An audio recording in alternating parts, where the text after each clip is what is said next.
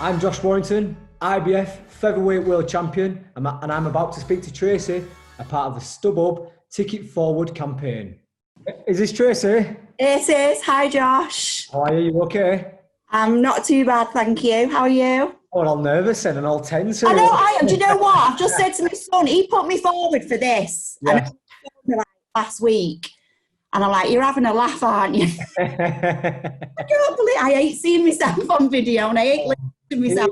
It was like a blind date, you know. I know, it's weird, isn't it? You work as a care worker, is that right? Yeah, I'm a support worker, but at the minute I've taken myself away from there just for a little while because I have PTSD as well. Okay. The whole COVID situation started to kick off. Just the whole fear and panic, like, just erupted in me, really. So spoke with my manager and she said, just take a bit of time out, you know, because the way they were speaking, it was not a case of if it's going to hit the residential home that I work in, it's when. Right. And we were expected to nurse these people just in the home. They wouldn't go to hospital. And I just thought, God, I just got this immense fear and I thought, I can't do this, you know.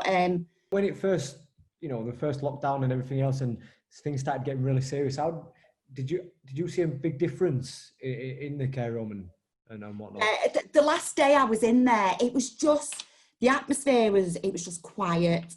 They started to put like little stickers on the most vulnerable people's doors. Wow. So, and all that, I was just thinking, oh my God, this is technically like, it could wipe the whole place out. Yeah. It was just frightening. The last day I was in, it was just, I can't even explain what it was like. It was just a horrible, horrible atmosphere. In Warrington at the minute, there has been a lot of deaths in care homes. Right. And ours is like only one of them, I think, that we haven't had any deaths or even anybody with COVID. So they're doing really well.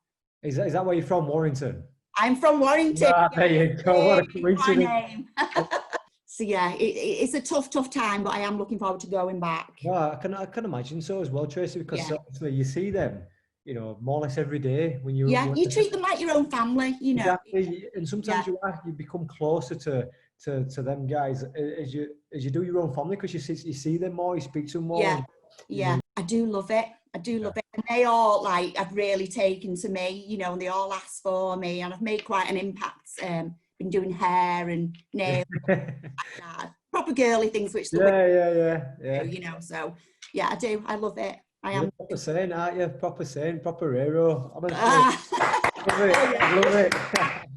Someone appreciate me, worth every clap. And listen, I say it many times. I mean, a lot of people have come over the last 10 weeks talking about you know, the NHS and stuff. But I've been saying it for a long time. Anytime I do an interview, I always say, you know, people consider us, you know, sports people as heroes and whatever. But I've always done a lot of work with charities and going. Yeah, I saw that. Yeah, the cancer charity. Yeah, and I say to myself, listen, the real heroes are on wards, or the ones who are going into burning buildings, or you know, chasing down criminals. They're the real heroes, you know. We're very lucky. They saved my life. Our NHS saved my life. So hats off to them. I'm going to say you had your own little battle a couple of years ago, didn't you? I did. It was in 2018. I'd lost my mum in the April.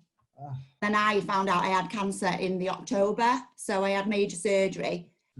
I didn't know at the time, obviously, it was cancer till after I'd had my surgery. And then I had to have chemotherapy after that as well. You're still smiling as well. I don't know. The character.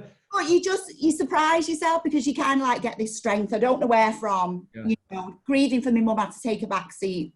By the PTSD kicked in afterwards. But yeah, I just got my fighting head on and just went for it, really. And I genuinely get inspired from people like you. You know, when I go along to the hospitals and things, and I see what people have to go through. I mean, yeah, all right, we get punched in the face and we've got to sacrifice a bit, but you do that day in, day out, you know, and it's like, wow. And especially your background, what you've been through already, it's like, how can you ever complain? Yeah, it's nuts. Like, when you think you're having a bad day or you've had an hard session and come on with a black eye, but then people like yourself will just real battling, and that's a real fight. And like, I take my hat off to you. Thank you. I tell you, the next time I fight, I'll make sure that you guys get tickets. Thank you. And I think once you're there personally, and Yeah. you've seen it live, it's a completely different. Yeah, kind of I bet it is. Yeah, Yeah. I'd probably like, get my hair off and I'm everything. sure you'll be singing along to Sweet Caroline and all that, and then Oh, I sing along. I love all that. yeah. Listen, we'll You know, the Rocky living in America. When I've had a few drinks, I put that on, and I think I'm like, you know, in the ring with Rocky and things. Yeah, I do all that.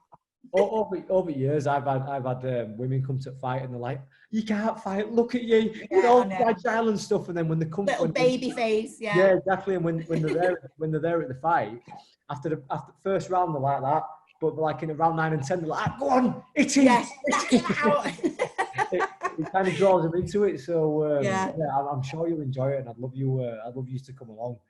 But no, listen, You've still been keeping fit and stuff while you've been. Yeah, listen, it was a bit of a weird one because I was talking with Eddie and my manager Steve, and this was like back in February, and it was right. You're going to be out in like end of May, June time, and then I'm back in training, looking at about 12 weeks of a camp before we get to around this time, and I'm thinking, this is it now. I'm world champion. I'm going to go win another world title, unified division, and then get myself over to the States and this and all of a sudden, like, lockdown got a little bit more stricter. Things started getting a little more serious, and the plug got pulled on a lot of shows, and I'm thinking, it'll be all right, because sometimes these things happen. The shows get cancelled before the public get to know about it. So, for another few weeks, but I never imagined or anticipated it'd be this long. And I'm just trying to still remain like positive and optimistic that it will still happen. It's just, whenever it will.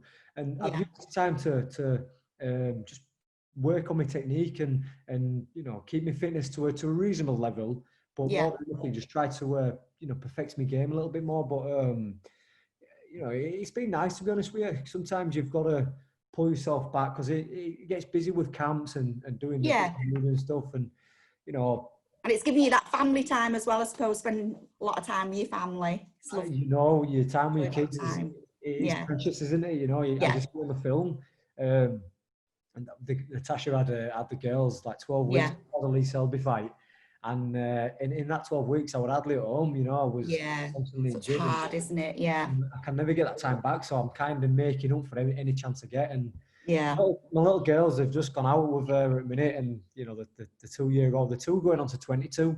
Tell batteries, but they're good fun, and like they change so quickly. They do, and it's like you'll have to blink and they've done something else new. It's tell me about it. And so many people said to me, "Hey, make most of it, because they're not little forever." And I can and it's true.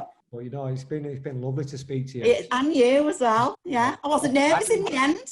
No, you're easy. Like chatting to me, mate. We'll have to go for a coffee next time. Oh yeah, definitely.